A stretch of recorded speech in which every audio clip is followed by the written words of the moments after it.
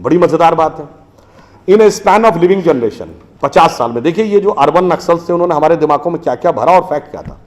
50 साल पहले जिस जिस चीज का मजाक उड़ाया गया वो चीज आज ठीक उसके उलट हो गई। 50 साल पहले कहते थे अरे यार ये अगर खेती करनी है तो mechanise farming, chemical fertiliser use करो, गाय के गोबर से कोई खेती होती है? आदमी चांद पे पहुंच गया, तुम गाय के गोबर पे पड़े हो। आज नहीं, ऑर्गेनिक फार्मिंग की तरफ जाओ। 50 साल पहले क्या कहते थे?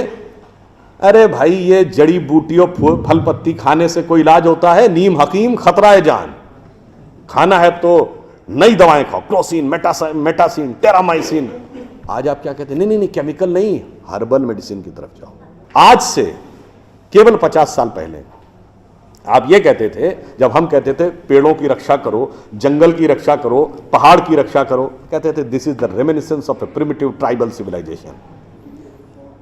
आज 1992 के रियो डी जेनेरो से लेकर 2009 के कोपेनहेगन से लेकर 2016 के पेरिस तक आप कहते हैं नेचर फ्रेंडली डेवलपमेंट करो। भैया सब कुछ उलटता जा रहा है। जो हमने कहा, जिसका आपने मजाक उड़ाया, वो सब कुछ सही होता जा रहा। अब मैं एक और बात कहूंगा जिसका कि बहुत मजाक उड़ाया गया, शायद हम लोग कभी ध्यान नहीं देते। आपने जितनी हिंदी फिल्में देखी होंगी, भाई मैंने तो हिंदी और इंग्लिश के अलावा नहीं देखी, एक आधा उर्दू की फिल्म ही देखी है, अन्य भाषाओं की तो फिल्में मैंने देखी नहीं है। मगर हर हिंदी फिल्म में शुद्ध हिंदी बोलने वाला कैरेक्टर या तो विलेन होगा या कॉमेडियन होगा। ये धीरे धीरे हमारे दिमाग में बैठ गया। हीरो क्या बोलेगा? 60, 70 और 80 के दशक तक उर्दू मिक्स्ड हिंदी बोलता था, पिछले 20 साल से इंग्लिश मिक्स्ड हिंदी बोलेगा।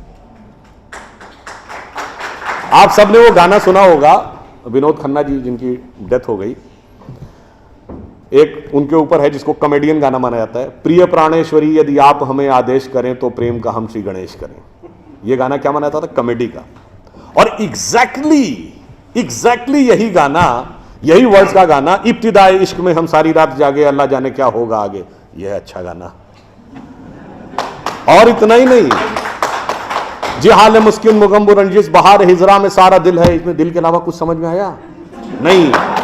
हिंदी के शब्द आ जाए, अरे साहब बड़ी कठिन हिंदी, बड़ी क्लिष्ट हिंदी कहां से ले आए? अगर साफ साफ उर्दू भी बोल दिया, ये कहां ले आए? अंग्रेजी मिक्स्ड होना चाहिए। मैं किसी भाषा के प्रति सम्मान या असम्मान नहीं व्यक्त करना चाहता, एक तथ्य सामने रखना चाहता हूं।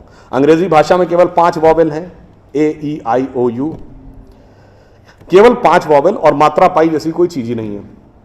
इसलिए इसमें साइलेंट का भी प्रॉब्लम है और एक्सेंट का भी प्रॉब्लम है।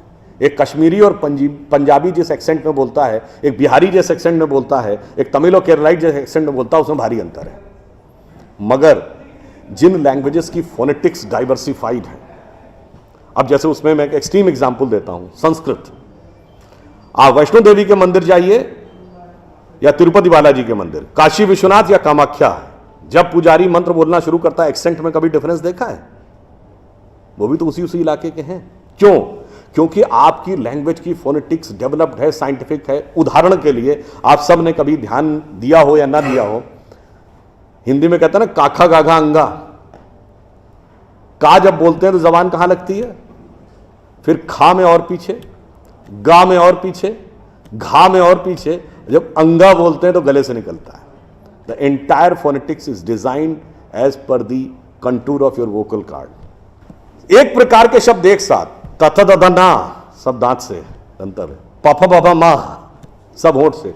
इतना डेवलप्ड, इतना साइंटिफिक इंस्ट्रूमेंट हमारे पास, और हमें समझाया जा रहा है कि नहीं ये छोड़ दो, ये तो वैसी बात हो गई कि हमारे पास स्मार्टफोन है। मगर दुनिया जो है वो पुराना वाला जो नोकिया हम यूज करते थे उसके पीछे भाग रही है। तो नहीं जी, हम तो उसी के साथ चलेंगे।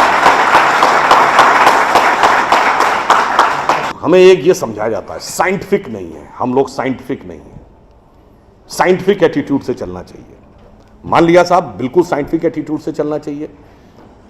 मैं एक छोटी सी बात पूछना चाहता हूं। अभी एक विवाद आ गया था, उस विवाद पर नहीं जाना चाहता। जब वो हज का सब्सिडी खत्म हुई तो कुंभ मेले का विषय आ गया। कुंभ मेला हम सब जानते हैं। कुंभ मेले का एक एस्पेक्ट आप लोगों ने कभी ध्यान दिया है? कुंभ मेला कितने साल में एक बार पड़ता है? 12 साल में। 12 साल में एक बार क्यों पड़ता है? क्योंकि वो जुपिटर की साइकिल पर आधारित है। बृहस्पति ग्रह हर 12 वर्ष के बाद अपना एक चक्कर पूरा करके उसी राशि में दोबारा आता है। इसलिए कुंभ मेला 12 वर्ष में एक बार पड़ता है, हजारों सालों से चला आ रहा है। ठीक है, तो इसका मतलब हमको पता था ना कि बृहस्पति की साइकिल 12 साल की है।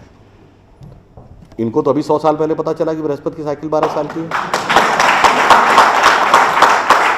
और उसके बाद हमको समझा दिया जाता है नहीं साहब हम अनसाइंटिफिक थे। अब आप एक और बड़ी मजेदार बात देख लीजिए, सूर्य ग्रहण और चंद्र ग्रहण पड़ता है तो उसका डेट और टाइम कौन तय करता है? सरकार घोषणा करती है ना, टीवी पे आता है, रेडियो पे आता है, अखबार में आता है। किस बेस पे आता है? नासा की फिजिकल ऑब्जर्वेटरी बताती है कि फला तारीख को इतने बज के इतने मिनट पे सूर्य ग्रहण या चंद्र ग्रहण पड़ेगा, सोलर इक्लिप्स और ल्यूनर इक्लिप्स। मगर ये बताइए 1950 से पहले तो नासा की ऑब्जर्वेटरी नहीं थी। 1920 में जब अल्बर्ट आइंस्टीन ने रिलेटिविटी की थ्योरी दी, उससे पहले रिलेटिव मोशंस ऑफ प्लैनेट नहीं पता था। सॉरी, 1916 में। 1920 में एडविन हबल एक साइंटिस्ट हुए जिन्होंने एक्सपेंडिंग यूनिवर्स की थ्योरी दी, उससे पहले एक्सपेंशन ऑफ यूनिवर्स नहीं पता था।